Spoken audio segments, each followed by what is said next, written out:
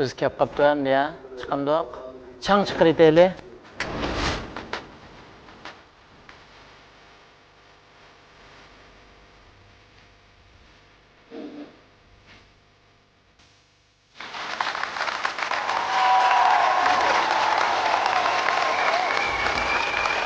Shuningdek, bugun mushanda turib sizlarga yuzlanadiganligimdan nihoyat xush bo'lyapman. Bu yoq bo'lsa bizning go'zal qizimiz, meniki o'shangrim. Adiladan quruqqol kelmadi shu ko'ni kuylardan bir ikki kuy olib keldi, lekin hozir navbatda o'rinlamoqchi bo'lgan kuy Pasha Aysha opamizdan biri o'rinlagan tog'i suvlari degan naqshcha. Hurmatli ustozlar, bizniki naqshchi, sepimizdagi o'quvchi, shundaqla biz bilan hamkasb aziz do'stlarimiz hamolaniki. Hozirgi vaqtda xayrlik bo'lsin. Bizniki mangu faxrlik ustozimiz Pasha Aysha nadimiz o'rlashirki tog' suvlari degan naqshini men uzun yil mashq qilib, oxiri o'zimga biza bir ishonchim bo'lganda bu sahnaga olib chiqdim. Hozir onlarga sunmoqchiman. Ancha-muncha tanqidiy fikrlarni berib, naqshamdan huzurlanib anglab berishingizni umid qilman. Rahmat.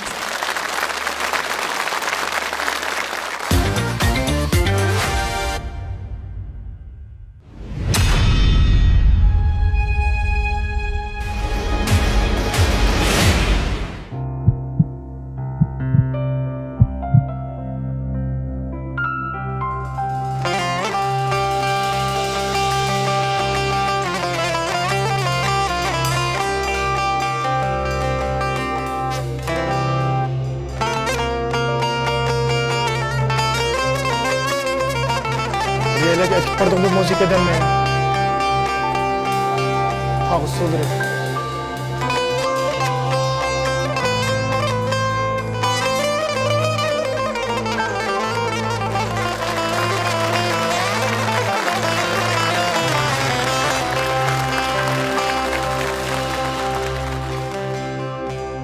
İgiz tağlar boylap akkan çok sular. Sana baksam dolqollaydı dilda arzular. Kulak sağın salaytar, kulak sağın salaytar. Geplerim tola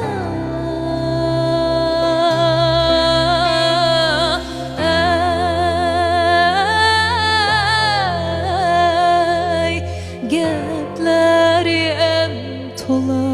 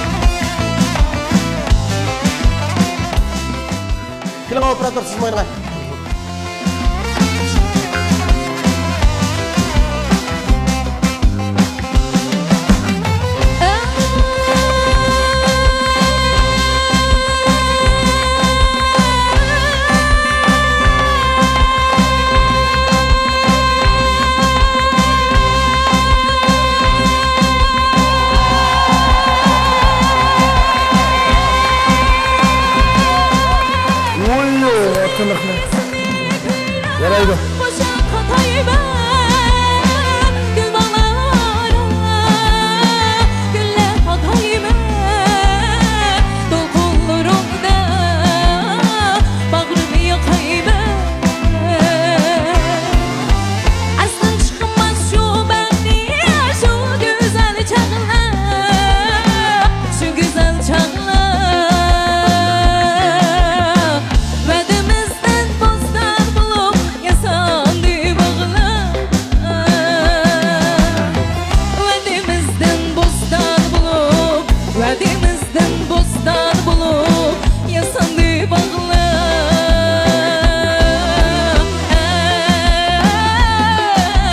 Yasandı bağlar Öte yıllar boylarında kaldı köp kızlar Sen o bilen toylışıydı o yigitler kızlar Sen o bilen toylışıydı Sen o bilen toylışıydı yigitler kızlar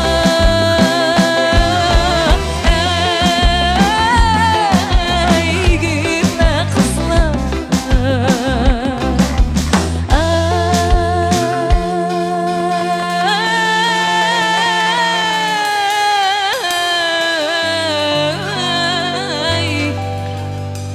Jigitler